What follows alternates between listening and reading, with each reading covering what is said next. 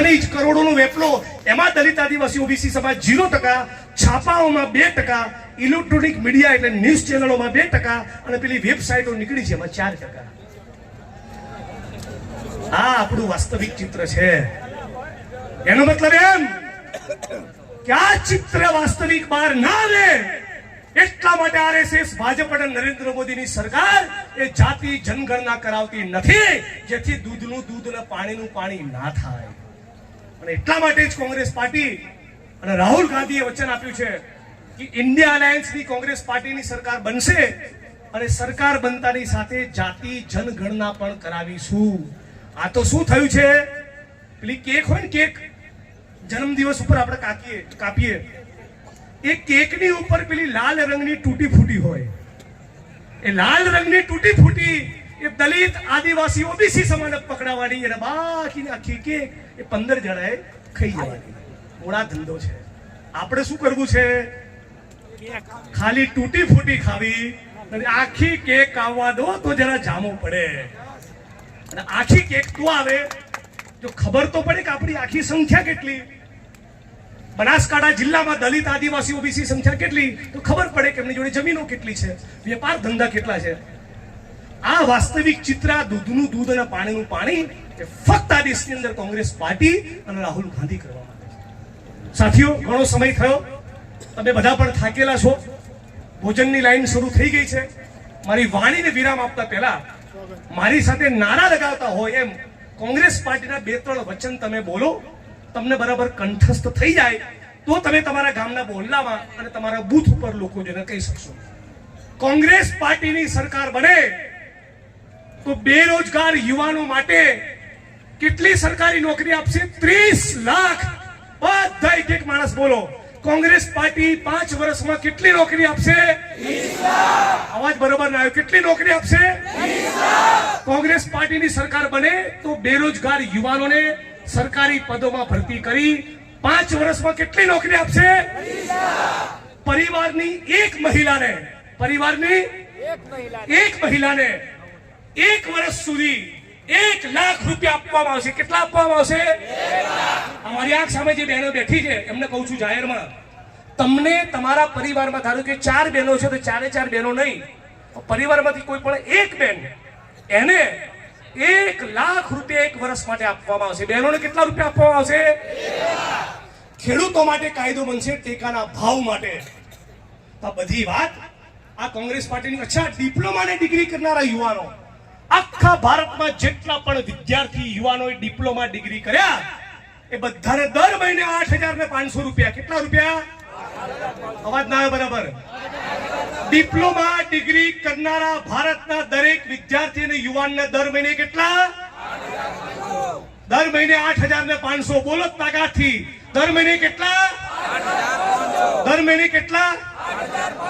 તો બહેનોને 1 વર્ષના 1 લાખ, 8,500 ના હિસાબે ડિપ્લોમા ડિગ્રી કરનારા વિદ્યાર્થીઓને 1 લાખ, ખેડૂતોના દેવા માફ, ટેકાના ભાવ મળે એનો કાયદો, ખાલી પડેલા સરકારી પદોમાં 30 લાખની ભરતી, દલિત આદિવાસી ઓબીસી સમાજમાં જમીનોની વહેંચણી, સફાઈ કામદાર ગટરમાં ઉતરીને ના મરે એના મશીનો અને રોબોટ, અને ભારતના દરેકે દરેક જિલ્લાના દરેકે દરેક તાલુકામાં ડોક્ટર ભીમરાવ બાબા સાહેબ આંબેડકરના નામે પુસ્તકાલયની સ્થાપના કરવામાં આવશે.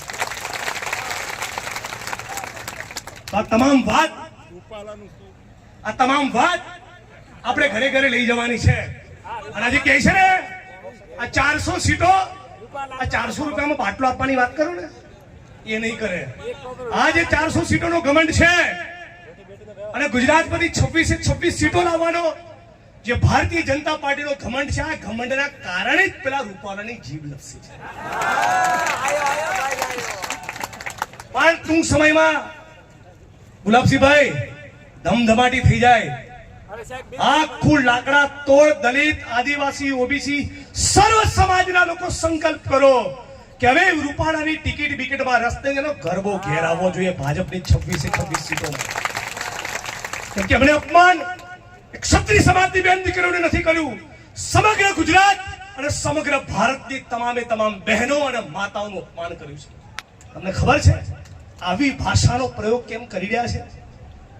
कवि राष्ट्र कवि दिनकरे कहूं छे, जब नाश मनुष्य पे छाता है पहले विवेक मर जाता है। आज चरबी चढ़ी छे ने सत्ताना घमंडना कारणे ए चरबी अभिमान तो राजा रावणનું પણ ઉતરેલું, રૂપાલા તું કોણ છે ખેત की मूली। તો આ બધી જ વાત ઘરે ઘરે લઈ જાઓ, બૂથ સુધી લઈ જાઓ। આજે તમે જિગ્નેશભાઈને સાંભળવા આવ્યા, ફૂલોની માળા પહેરાવી, સેલ્ફી લીધી, ફોટા પડાવ્યા, તાળીઓથી મને રાજી કર્યો, પણ બૂથ ખુલશે અને જો મારું માન ના રહ્યું તો ફરી મને થરાદમાં આવવાનું બંધ નહીં થાય, એ તમે નક્કી કરી લેજો। બૂથ ખુલે ત્યારે સજડ રિઝલ્ટ મળવું જોઈએ।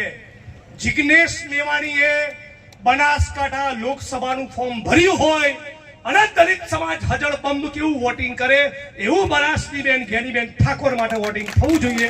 આટલી તમને પ્રાર્થના અને વિનંતી કરવા માટે આવ્યો છું। અને બદલામાં હું આખરી સાંજ સુધી તમારી જોડે રહીશ। હું રાજનીતિ છોડી દઈશ પણ જીવનમાં કદી આરએસએસ અને ભાજપ સાથે સમાધાન નહીં કરું, એ વાતનો મેં સંકલ્પ કર્યો। અને આ તમામ લોકોને પણ કહેવા માંગુ છું, બહુ દુઃખ સાથે જે બધા મિત્રો ભાજપમાંથી કોંગ્રેસમાં એનું ખૂબ સ્વાગત, પણ સવાલ તો એ થાય છે તમે ગયા હતા કેમ? શું તમે જાણતા નથી કે ડોક્ટર બાબા સાહેબ આંબેડકરના બંધારણને દરિયામાં ફેંકવાની વાત કરી તોય એમની જોડે ગયા હતા? લાજો જરા લાજો, જે આવી ગયા બધાનું સ્વાગત છે, પણ હજી ત્યાં જે બેઠા હોય એમને કહેવા માંગુ છું કે જગ્યા તમારા માટે નથી, તમે શત્રુ પક્ષમાં જઈને બેઠા છો। જે લોકો તમને ખતમ કરવાનો નિર્ધાર કરીને બેઠા હોય અને છતાં તમે ત્યાં જઈને બેઠો, એનો એક જ મતલબ થાય આ બેલ મુજે માર। આ વાત દરેકે દરેક દલિત સમાજનો વ્યક્તિ સમજે એટલી વાત સાથે મારી વાણીને વિરામ આપું। હું કહીશ લડેંગે, તમારે કહેવાનું જીતેંગે। નારા લગાવીને બે ચાર પછી ફર્સ્ટ ક્લાસ રોટલા બટલા ખાઈએ। લડેંગે, ઢીલું ઢસ બોલ્યા, लड़ेंगे लड़ेंगे दलित समाजની એકતા जिंदाबाद, सर्व समाजની એકતા जिंदाबाद, બનાસની બેન કેની બેન, બનાસની બેન કેની બેન, હજી પાવરથી બોલો, બનાસની બેન કેની બેન, બનાસની બેન કેની બેન।